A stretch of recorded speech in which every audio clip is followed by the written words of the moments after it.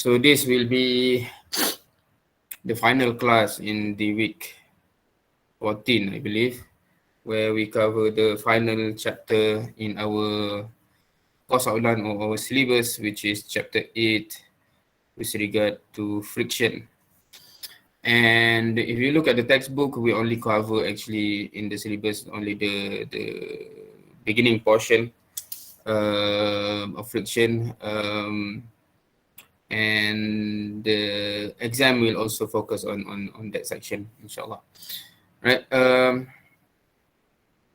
So in the final exam, just to highlight that the recent chapters where we have covered chapter 6, where in chapter 6, frame and machines will definitely come out in the exam, in final exam. And then we have covered chapter 7, internal loading, that will be as well covered in the final exam. And chapter 8 for friction will also be covered in the final exam. Right. So all these 3 chapters, make sure you really understand how to deal with basically solving the problem. Right. So for friction, I think the concept is straightforward. It's just that this is, I guess, this is the only chapter where there might be some if-else condition, right? As well as for you to be able to identify the direction of friction. Just to refer, I think you should already understand it from the lecture videos. But in chapter 6, chapter 5, chapter 6, chapter 7 also as well, where you might need to solve for support action first, right? So for the support action, there are many cases where you have to assume the direction, right? For example, for pin, horizontal and vertical, or X or Y, you basically assume whether it's to the right or to the left, upwards or downwards. And eventually, in the end, if you get positive, then your assumption is correct. If you get negative, the assumption is wrong, meaning that it's the other way around. So no problem. But for friction, you cannot assume, meaning the direction of friction is not an assumption. It must be known, because if you draw in the opposite way, it will directly affect the calculation, meaning you will not get the right number. It's not just as simple as before, where if you assume one way, if it's negative, it's the other way. But for friction, if you assume one way when it's not that way, the answer will be different, right? So make sure you understand why and when the friction is in any given direction, right? So I think we discussed that in tutorial, perhaps, I think. Yeah, so as usual, for today, we will have the quiz at 4:30, inshallah, on friction. I try my best to make the quiz as similar to the final exam, in the sense of what you need to be able to understand, right? Not meaning that the question is the same, but if you have problem or you struggle to solve, meaning that you actually have to revise something to be able to solve for the final, right? So that kind of similarity. As usual, any problem, any questions, please do ask, as well as, meaning that we are in the final stretch of the semester, and do not delay trying to understand or asking question. On the upcoming 2 weeks, if there are needs for any specific session, etc., so I will survey if anyone want, but officially this is the final class of the semester, right?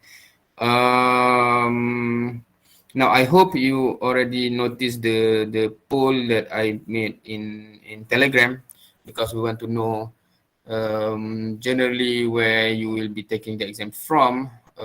especially if you are from outside of Malaysia, right? So that because there's time difference, etc. So we need to know if we need to consider anything. Another thing, this is not related to this course, but I have also post kind of advertisement, right, or announcement of a session, a sharing session for from someone who is working in a leading automotive company in Europe. So I think it would be beneficial for you to just listen and ask question because the opportunity is there. So hopefully, if you do not have anything or any problem, you can join and take benefit from that session. Inshallah, that is next week, I think. Right? Is it next week? It's on the 20th. Yeah, next week. Other than that, as usual, I'll be on standby here. Please do ask questions, etc., and prepare for your quiz as best as you can. Officially, this will be the final quiz because this is the final final class. If any request after this final quiz, I'll try to post as soon as possible the carry mark because we have completed the midterm, as well as this will be the quiz number 20. I'll take the best 8 marks. But after I post that, if any request for anything, we can discuss. Inshallah, we have a buffer of 2 weeks, which is not a normal thing. It just happened this semester, I believe. Yeah. So wallah alam. So please prepare as best as you can. I'll be on standby. Please ask question. Yeah. Another thing that I would like to say is, I think in terms of the final exam questions, for many chapters, the type of question that can be asked is not that variety. Okay? For example, chapter 9 and 10, we can change the shape, but basically it's just change of shape, but how you structure your answer is exactly the same. However, for chapter 6, I think for frame and machines, especially for machines, I guess, well, depend. Meaning that meaning the type of structure that can be asked sometimes can vary. So make sure you know how to deal with any type of structure given. For chapter 7, I think it should be straightforward because it will be basically that, because we only cover a small portion of that chapter, and it'll be something like a beam and you cut off. You need to find the internal loading. But the thing is, just like in your quiz, the thing that may not to say complicate the matter, but become a challenge to some, is that the question actually includes other topics from other chapter, right? For example, in the quiz, it includes distributed loading. So if you cut at the middle of the distributed loading, hopefully you know what to do. Okay, so that may be the only challenges, but if you know how to do that, finding the support action, then should be straightforward. Chapter 8, okay, chapter 8 is another chapter where a lot of different type of question can be given for friction, right? If you look at the textbook, sometimes you have just simple like barrel and be pushed, table being pushed. That's quite straightforward. There are combination of things. There are sometimes cast, slanting, etc. So there are various type of question that can be given, as well as tip or slip, etc. Something like that. Right? So make sure you try all these various type of questions, because for sure one of the many will come up, because question chapter 8 is confirmed one question will be asked. So yeah, that's the advice for this for this session. I'll be on standby. Please ask any question, anything that you do not know how to draw free body diagram, I think that's the most important thing. If you do not know how to draw free body diagram for anything, please do ask, because I think after you get the correct free body diagram, the rest is just equation of equilibrium and solving, right? It's just mathematical. Right, so all the best. I'll be on standby insyaAllah. Wallahu alam. Sir, Yes. Saya nak tanya, contoh kalau let's say untuk friction force maximum tu dia mu-SN kan Sen? Maximum Mu-SN kan? maksimum yang dia boleh pergi maksudnya maksimum friction yang surface tu boleh pergi ke? Ya. Okay, Dia ya. formula dia mu-SN. Kalau dia tak maksimum sir, dia bukan mu-SN, so dia mu-S je ke friction force? Tak, maksudnya macam kan kalau saya buat analogi macam kalau kita tak tolak dia, friction dia kosong. Okay. Sebab dia yelah dia tak perlu lawan apa-apa. So kalau any sebab kita punya bendanya ialah kita dalam equilibrium. So maksudnya kalau you just bayangkan satu kotak ada force tolak ke kanan, ada friction dia lawan ke kiri. So friction tu akan bila kita buat summation of Fx equal to 0, summation friction dia akan follow apa yang force tu lah. Okay. Oh, okay. So Dia you maknanya you dapat daripada equilibrium. Cumanya friction tu boleh pergi sampai mu-SN je lah. Dia tak boleh lawan lebih daripada tu. So dia tak ada equation dia. Dia equation dia is equilibrium equation lah you nak cari tu. Nak cari dia equilibrium lah kan. Okay, faham. Cumanya so, masa you lukis tu, kalau you tahu dia dekat maksimum, dia tulis siap-siap mu-SN. Mu-SN lah. Supaya nanti masa nak calculate equilibrium pun dia jadi mu-SN. Kalau dia belum maksimum, you jangan tulis mu-SN lah, you tulis friction to F biasa lah. Okay. So just tulis F, nanti kita akan guna equation of equilibrium, boleh dapat F tu lah, friction tu. Okay.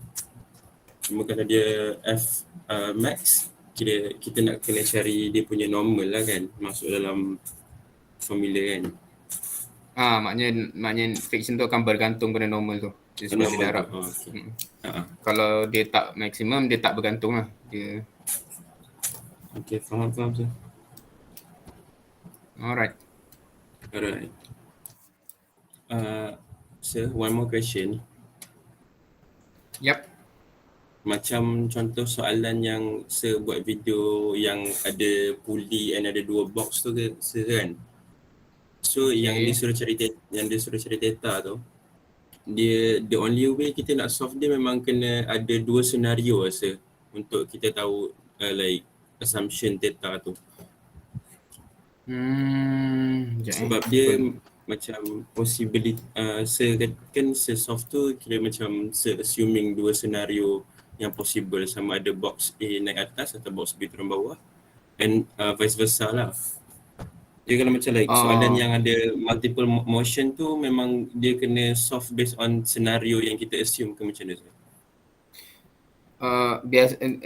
Rasanya dia punya possibility tu bukan sebab pulley ke sebab apa tu, dia sebab box tu.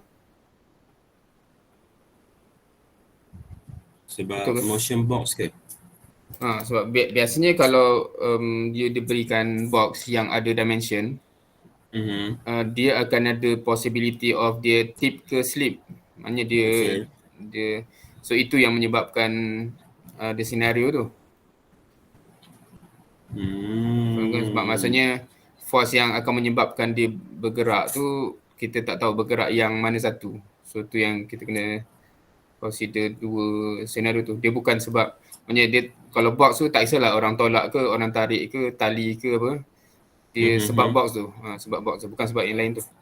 Kerana nature box tu boleh tumbang ataupun boleh bergerak. Kalau dia bukan box, kalau dia benda yang tak ada 2 possibility, dia tak adalah jadi benda tu. Contoh apa kalau box yang dia bagi tu box yang lebar, biasa hint dia tak akan bagi tinggi pun. So itu maksudnya tak perlu consider senario tu lah. Okay. Lagi satu yang soalan pasal kereta yang saya tunjuk kat lecture video yang saya tengok komen kan. Lepas tu saya macam tak faham sikit yang dia tanya okay, tayar belakang tu dia memang kena lock kan, and then dia tak boleh nak gerak, so dia ada friction. Tayar depan sebab saya tak faham explanation kenapa dia tak ada friction juga yang tayar depan. Tayar depan free to move. Okay. Now, bila kita cakap dia maksudnya macam ni. Friction ni kalau dalam dunia nyata ni, kalau selagi dia tak licin, dia akan ada friction lah kan. Maksudnya pergeseran tu lah akan menghasilkan friction ni bahasa Melayu apa?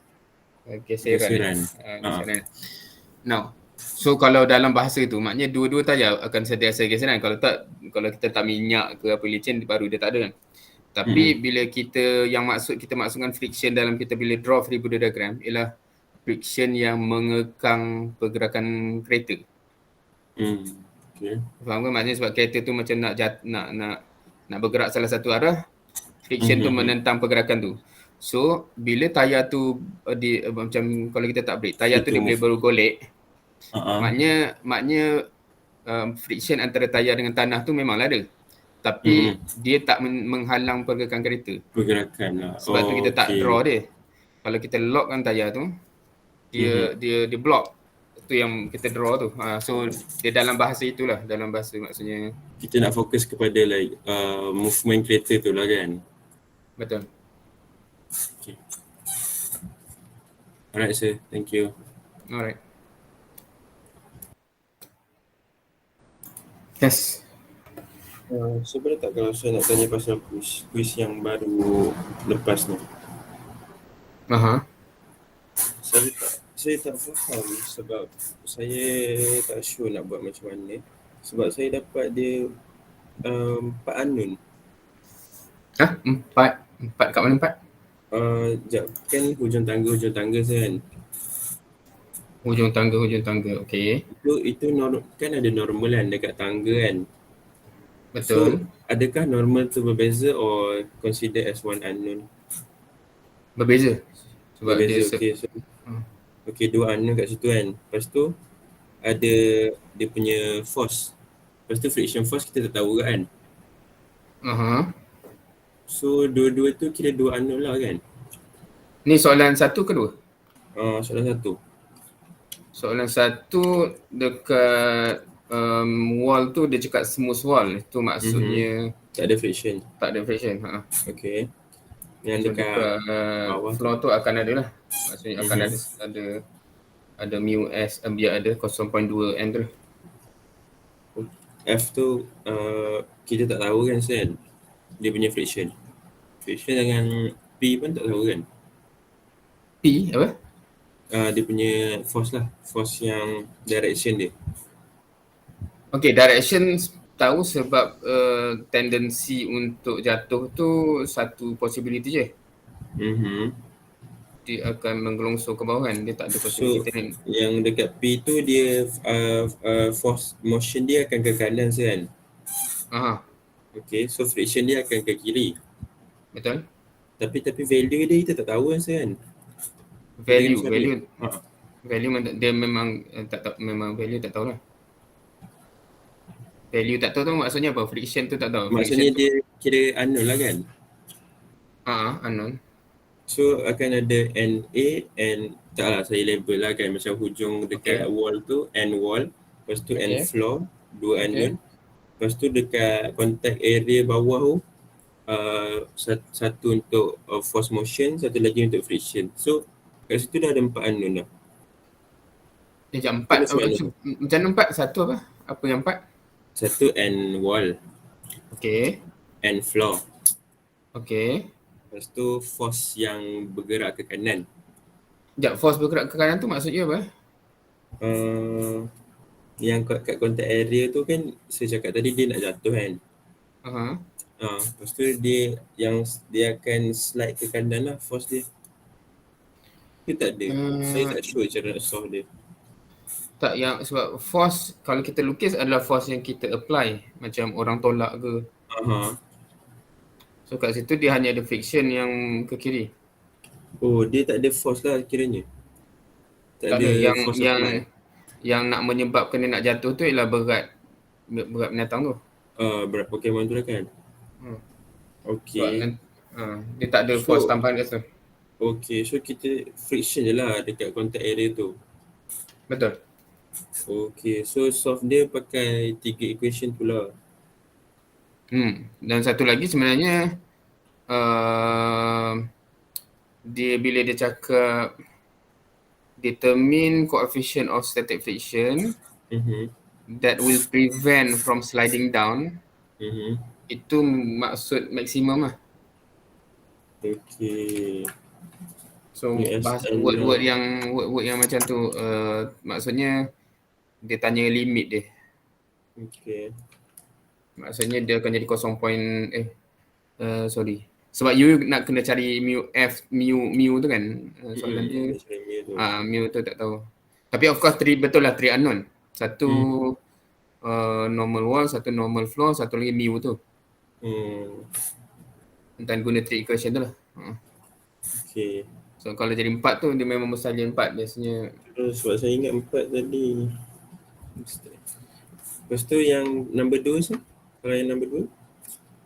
Nombor 2 beza dia ialah ada berat tangga tu. Berat tangga tu kira tambah dengan berat Pikachu tu rasa kan? Dia jadi 90 Newton ke bawah. Adakah macam tu? Cara buat dia? Dia tak boleh tambah terus sebab kalau point dia sama dia bolehlah tambah macam tu. Kalau dia duduk posisi yang berbeza kita kena separately beza lah. Tengok distance dia.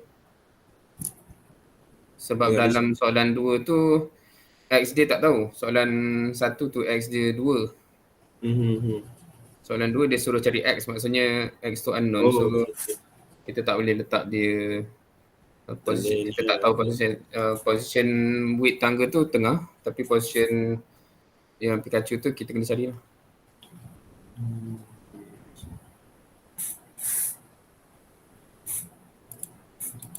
Saya dapatlah sikit idea. Still boleh try balik lah. Sebab kalau tak dapat lagi nanti tanya balik lah. Sebab ni kalau macam saya cakap tadi lah, kalau tak dapat jawab soalan ni merisaukan lah untuk sebab final dia konsep-konsep yang dalam soalan ni untuk test whether you are ready to final ke tak.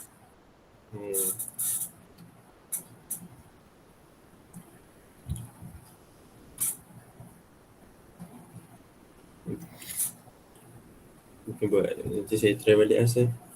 Alright. Okay. Kalau apa-apa boleh tanya dekat Telegram ke sir? Boleh. Maknanya masa waktu lain ke apa? Waktu macam luar pada waktu kelas ke, macam tak ada start ke. Boleh je. Cuma saya akan reply bila saya sempat, bila ada waktu lapang. Tapi saya prefer tanya dalam grup ke macam contoh soalan CD question dalam personal ke macam mana saya? Saya reply je kalau personal punya chat. Ke saya prefer dalam grup je? Biasanya saya akan kalau tengah waktu yang tak sempat sangat dan banyak message mengata-kata kerja ke apa semua, biasanya grup tu jadi priority lah. Kalau saya memang free semua saya akan cuba reply, tapi maknanya kalau dalam keadaan yang macam tak tersempat sangat nak reply banyak message, biasanya yang grup tu tend to akan ditengok dulu lah. Okay, faham. Nanti saya try balik. Alright. Okay, thank you sir. Alright, welcome.